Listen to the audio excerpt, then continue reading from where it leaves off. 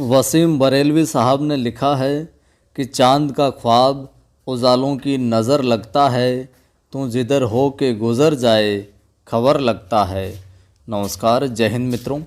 सामाजिक अध्ययन की जो हमने topic wise test series marathon test series प्रारंभ की है, आज उसकी सीरीज संख्या 10 वैदिक सभ्यता चल रही है। वीडियो को आप लाइक कर दें और ज़रूर ग्रुप में शेयर किया करें सभी मित्रों के साथ, ताकि बाकी साथी भी जुड़कर लाभ ले सके। पहली बार देख रहे हैं तो सब्सक्राइब करके बेल आइकन दबा लेना, ताकि वीडियोज़ की सूचना भी मिलती रहे।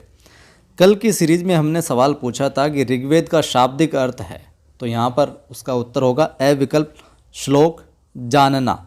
ये शाब्दिक अर्थ होता है यहाँ पर। ठीक है, आज की सीरीज़ के अंदर पहला सवाल और क्रमबद्ध रूप से देखें तो 195 नंबर का सवाल। बहुत मेहनत हो रही है साथियों इस सीरीज़ के संकलन में, तो आप भी थोड़ा सा सहयोग करें, प्रयास करें और मित्रों को जोड़कर।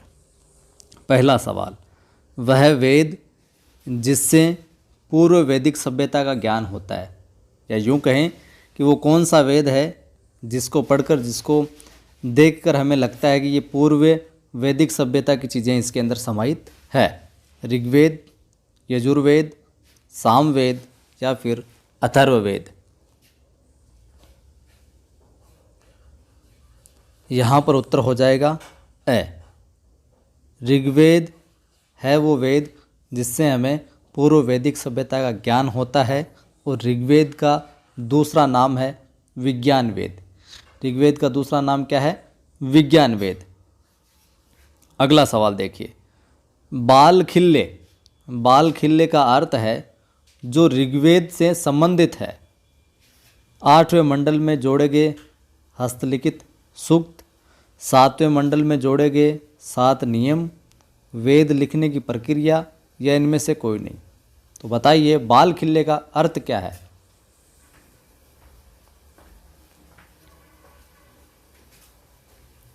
अगर उत्तर आ रहा है आपको किसी को तो कमेंट ज़रूर किया करें। तो यहाँ पर बाल खिल्ले का अर्थ है पहला विकल्प, 8वें मंडल में जोड़े गए हस्तलिखित सूक्त हैं ये, जो ऋग्वेद से रिलेटेड हैं। और व्याख्या के रूप में देखें तो ये बाल खिल्लों की अगर संख्या की बात करें तो 11 मानी गई है। कितनी मानी गई है बाल खिल्लों की संख्या? 11। और ये हस्तलिखित सूक्त हैं, 8वें मंडल में जोड़े गए थे जो। अगला सवाल, ऋग्वेद का पहला मंडल समर्पित है। ऋग्वेद का जो पहला मंडल है वो किसको समर्पित है?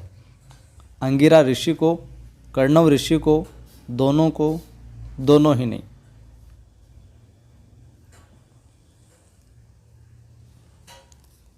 तो उत्तर हो जाएगा ए। ऋग्वेद का पहला मंडल अंगिरा ऋषि को समर्पित है। और बात करें यहाँ पे विकल्प में कर्णव ऋषि भी है, तो कर्णव ऋषि को 8वां मंडल है जो समर्पित है। पहला मंडल अंगिरा ऋषि को, कर्णव ऋषि की बात करें तो इनको 8वां मंडल है जो समर्पित है। अगला सवाल देखिए, ऋग्वेद का कौन सा मंडल सबसे अंत में जोड़ा गया? वो कौन सा मंडल है ऋग्वेद का जो सबसे आखिर में जोड़ा गया था? पहला व तीसरा, तीसरा व 7वां, पहला व 10वां, दूसरा व चौथा।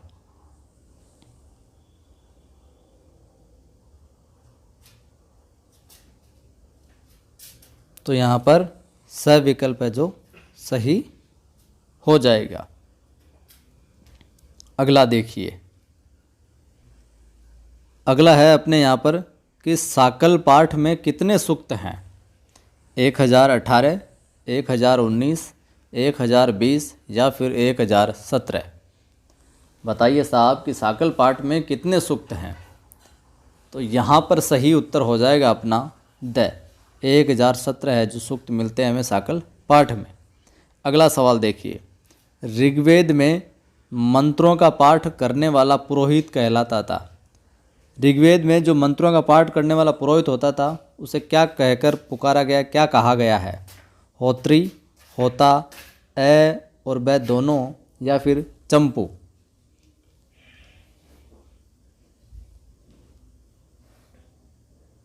तो सही उत्तर हो जाएगा साहब यहाँ पर स। ठीक है, होत्री भी कहा गया और होता भी कहा गया। ठीक है, ये दोनों चीज़ें देखने को मिलती है। अगला सवाल है, गायत्री मंत्र का उल्लेख ऋग्वेद के कौन से मंडल में है? ये तो सवाल आपने कई बार सुना होगा। गायत्री मंत्र का जो उल्लेख है हमें ऋग्वेद में मिलता है, लेकिन ऋग्वेद के भी कौन से मंडल में मिलता है? दूसरे, तीसरे, चौथे या फिर पांचवें?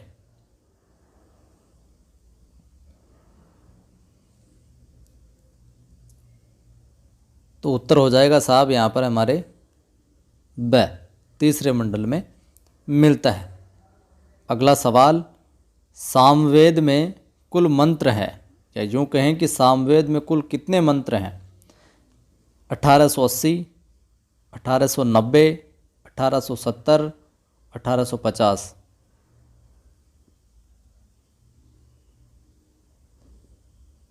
उत्तर हो जाएगा सामवेद में कुल मंत्र हैं विकल्प 1880 या यूँ कहें 1880। अगला देखिए, सामवेद में मौलिक सूक्तों की संख्या है। मौलिक कितने सूक्त हैं सामवेद में? 70, 71, 73 या फिर 75?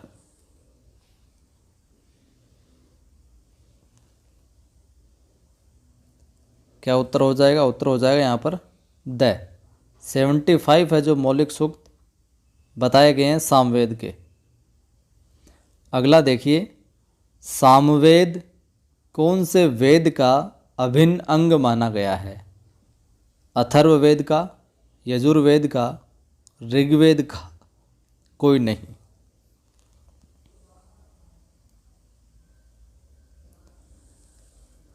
क्या हो जाएगा? सही उत्तर हो जाएगा स। सामवेद जो है ऋग्वेद का अभिन्न अंग माना गया है। सामवेद के काफ़ी मंत्र ऋग्वेद से लिए गए हैं, इसलिए सामवेद अभिन्न अंग माना गया किसका? ऋग्वेद का। लाइक नहीं किया तो कर दीजिए, शेयर भी कर दीजिए। पहली बार देख रहे हैं तो सब्सक्राइब कर लेना। सामवेद के प्रथम दृष्टा माने जाते हैं, प्रथम दृष्टा सामवेद के वेदव्यास, जैमिनी, कण्व ऋषि, अंगिरा ऋषि। बताइए साहब क्या उत्तर होगा? तो सामवेद के जो प्रथम दृष्टा माने जाते हैं वो हैं ब, जैमिनी साहब। अगला देखिए, यजुर्वेद है कर्मकांडीय वेद, धर्मकांडीय वेद, दोनों, कोई नहीं?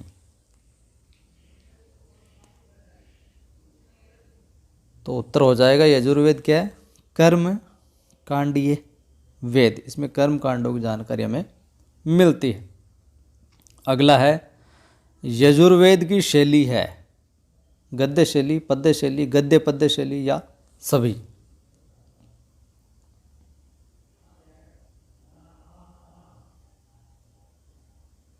उत्तर हो जाएगा क्या? स, गद्य पद्य शैली। और यजुर्वेद की रचना कुरुक्षेत्र में की गई। इसकी शैली का अन्य नाम चंपू शैली है। गद्य पद्य शैली को चंपू शैली भी कहा जाता है। निम्न में से चंपू काव्य कहलाता था? चंपू काव्य कहलाता था। अगर ऊपर वाले प्रश्न को ठीक से देखा है तो यहाँ पर सही उत्तर क्या हो जाएगा? अ हो जाएगा। निम्न में से चंपू काव्य कहलाता था यजुर्वेद। अगला देखिए, यजुर्वेद का अन्य नाम है। अन्य नाम क्या है यजुर्वेद का? उदरवयु वेद, काठक वेद, बालखिल्य, कोई नहीं?